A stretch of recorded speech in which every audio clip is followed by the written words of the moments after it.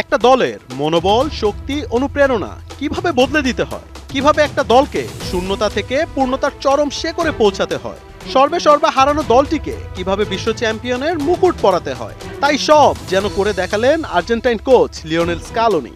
Messi যদি Argentina দলের real magic হয়, তবে দলটির ম্যাজিশিয়ান কি স্কালোনি নয়? একের পর এক ব্যর্থতায় যখন আর্জেন্টিনা দল ক্লান্ত, পরিশ্রান্ত, তখনই হাসি মাখা মুখে দলের সকল দায় নিজের কাঁধে তুলে নেন এই নিপাক ভদ্রলোক। প্রতিজ্ঞা করেন মেসিদের হাতে তুলে দেবেন স্বপ্নের সোনালী ট্রফি।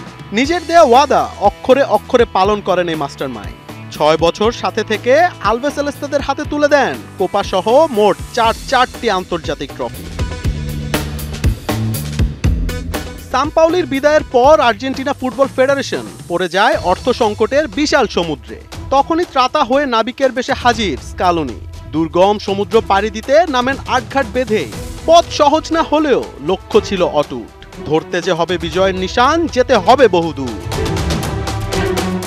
যাত্রা পথে পুরো দলকে যেন এক সুতোয় গেঁথেছিলেন এই মাস্টারমাইন্ড। মেসি কেন্দ্রিক দল সাজানো প্রথাকে পেছনে ফেলে তরুণ তুর্কিদের দেন সাহস, যার ফল আজকে ডিপল, রোমেরো, ম্যাকঅ্যালিস্টার, মার্তিনেজরা।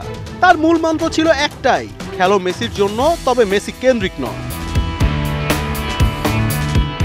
তারুণ্যের জয়গানে ও নিজের তীব্র আত্মবিশ্বাসের কাছে হার মানিয়েছে বিশ্বের নামি দামি সব দলকে। স্পেন, ফ্রান্স, নেদারল্যান্ড সহ অন্যান্য দেশ থেকে ছেকে আনেন ছড়িয়ে ছিটিয়ে থাকা আর্জেন্টাইন ফুটবলারদের।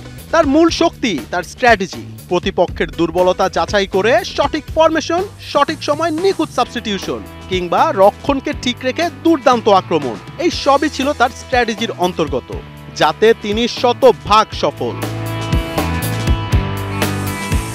মেসির কান্নায় যখন ভারী হচ্ছিল ভক্তদের মন, তখন ঠান্ডা মাথার স্কালোনি লাউতারো মার্তিনেজকে নামিয়ে দীক্ষা দিয়েছিলেন কিভাবে করতে হবে কলম্বিয়াকে শাসন। গুরুর প্ল্যানে সফল ছাত্র মেসির মুখে হাসি ফুটল। দলটাকে যেন নিজের সন্তানের মতোই আগলিয়ে রেখেছেন এই আর্জেন্টাইন ওস্তাদ। অনেক কোচ আসবে, অনেক কোচ যাবে, তবে লিওনেল স্কালোনির নাম আর্জেন্টিনার ইতিহাসে চিরকাল স্বর্ণাক্ষরে লেখা থাকবে।